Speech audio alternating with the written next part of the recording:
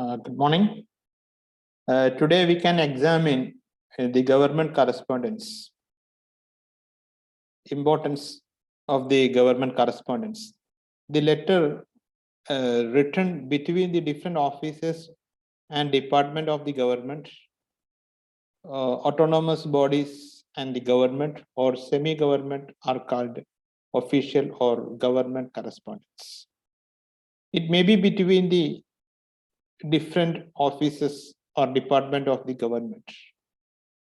Autonomous bodies like universities, judiciary, public service commission, and government and semi-government officials like from public sector undertakings.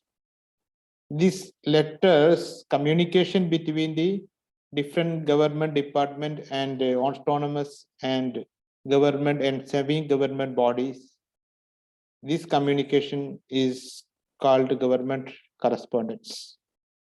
These letters also include a letter written between the two governments, intergovernment from one state to another state, or central government, vice versa.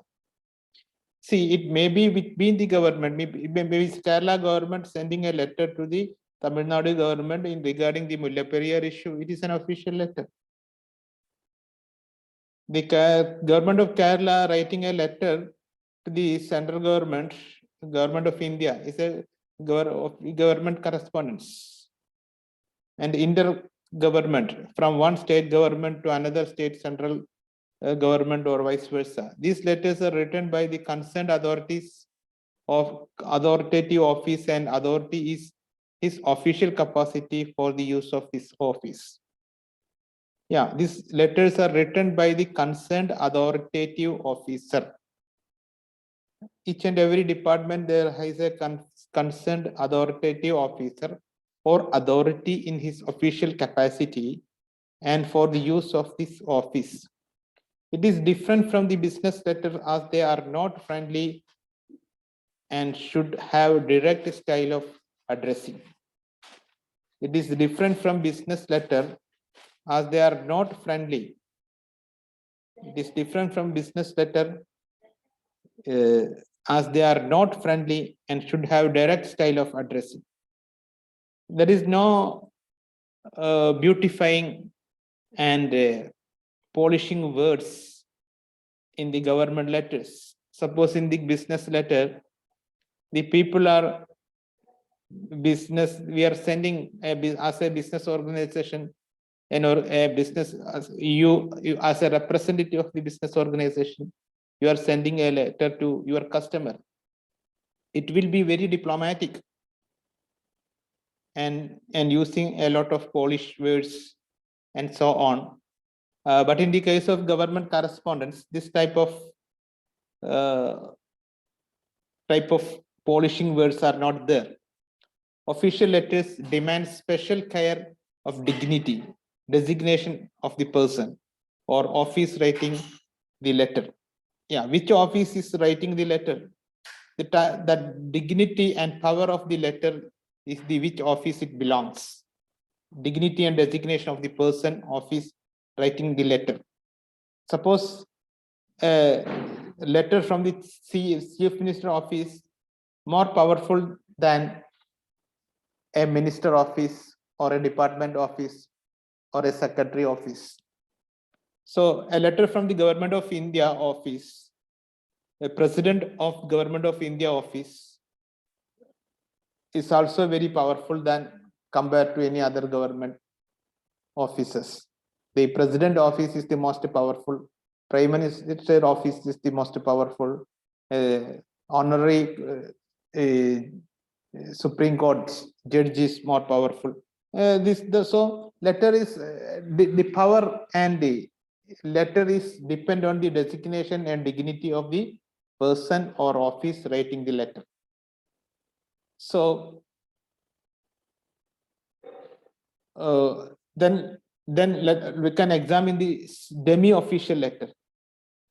The demi-official letter is the letter communicate the official correspondence along with the personal news is called a demi-official or demi-government letter. Actually, it is a personal and official letter. It's a combination of both, a 50% official and 50% personal. This type of letter is generally called demi-official letter. When a person attention of the receiver is needed, when a personal attention of the receiver is needed, and the subject matter of the confidential nature when the matter is urgent and require quick disposal. In this situation, the demi-official letters are written. A personal attention of the receiver is required. Letter is official, but it required a personal attention. And if a subject matter is confident in nature, when the matter is urgent, it requires quick disposal. Then essential for drafting demi-official letters. What are the things? What are the content? What are the ingredients of a demi-official letter? Demi-official letters are generally typed on printed personal letter heads containing personal name, official designation, name and address of the office, etc. Demi-official letter generally typed on printed personal letterhead containing the personal name, official designation, address of the office, etc. This is both including both the personal and professional touch. In this letter, a reference number and date are written as usual. Yeah, reference and date of the letter is usual, written as usual. And the starting point of the demi-official letter is Dear Mr. Matthews, Dear Mr. Patel, Dear Mr. Dajiba Pawar, like my dear Sri, so on, the form of the salutation like this.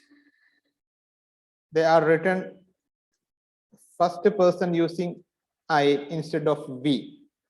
Yeah, they are written the first person using I instead of we, and official language is used in minimum way that they are trying to make a personal touch.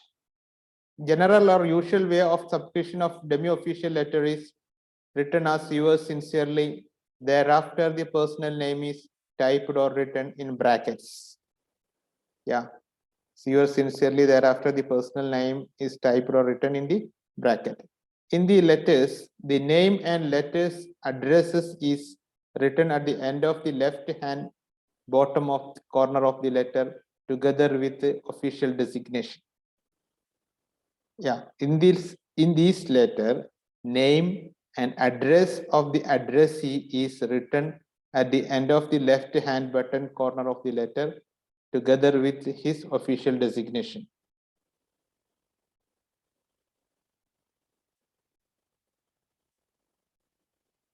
Then they are written first person I instead of we, and official language is used in the minimum way because it's giving a personal touch. In general or usual way of subscription, DO letter is yours sincerely, and thereafter personal name is typed or written in the brackets. See, let us see one format. Demi-official letter. Government of India, Ministry of Home Affairs, Department of Personnel, North Bank, New Delhi. Date, DO number. My dear Sri Dash, will you please refer your letter relating to Dash, a copy of which is enclosed? I shall be glad if you kindly let me have your comments on it as soon as possible. It is proposed to convene an inter-department meeting early next week to finalize the rules.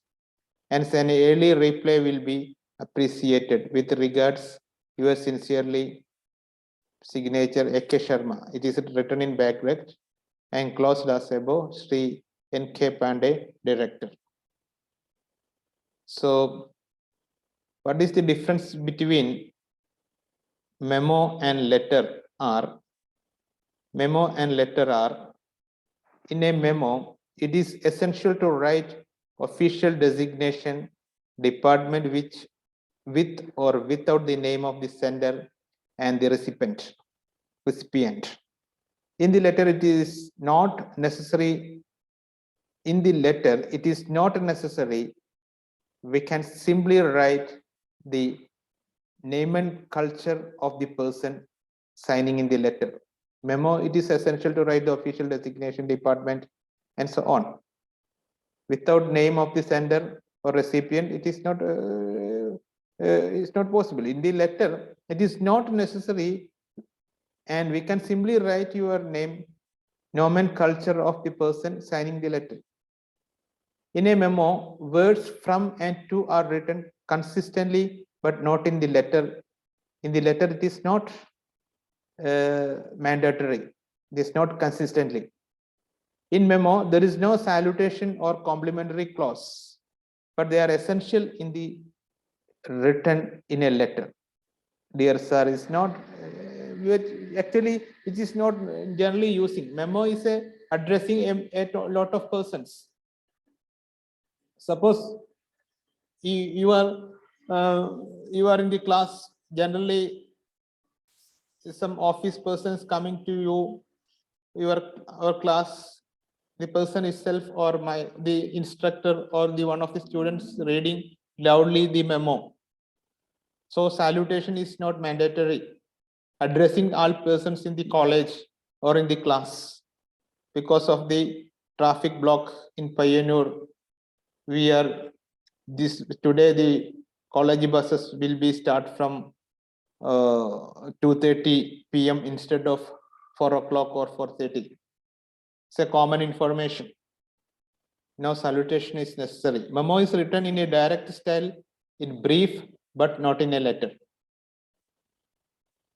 So unofficial note or U-note. Say this form of communication is used within the office. Yeah, this is mostly used in the secretariat between the secretariat departments. It's an unofficial note. This form of communication is used within the office. This mostly used in the secretariat between the secretariat department. There are different departments in the secretariat. Finance department is there, law department is there, P&RD is there, education is there, higher education is there. So these different department, they have communication. Suppose the higher education department want to start a new polytechnic college and anywhere in Kerala. So it is a financial commitment to the government. They need construct building. They need to acquire the land. They have to deploy the teachers, department head, principal, office staff, and so many peoples. So it required a financial commitment. So the higher education department will ask the advice from the finance department. This is an official note, U-note.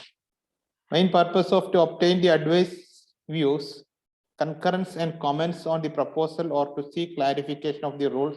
Instruction this form is communication is addressed to other section. So essential for drafting U-note. What are the content? What are the essential for the drafting U-note? U-note number is given on the top of the date with the date. This is a file number indicated in the note file and date of the approval of the communication indicated. The address entry of the person to whom it is indebted is indicated at the left hand side of the bottom after the body of U-note, as in the case of a memo or DO letter. Address entry of the person to whom it is intended is indicated at the left hand side of bottom after the body of the U-note, as in the case of a memo or DO letter. Unlike the letter, no salutations are used. After the words subject indicated, generally the subject will be the same that is noted in the personal register and the note file. Both are the same. Most of the time. Essential for drafting U-note. Immediately after the subject reference is indicated, here all the references that is required following the case should be given.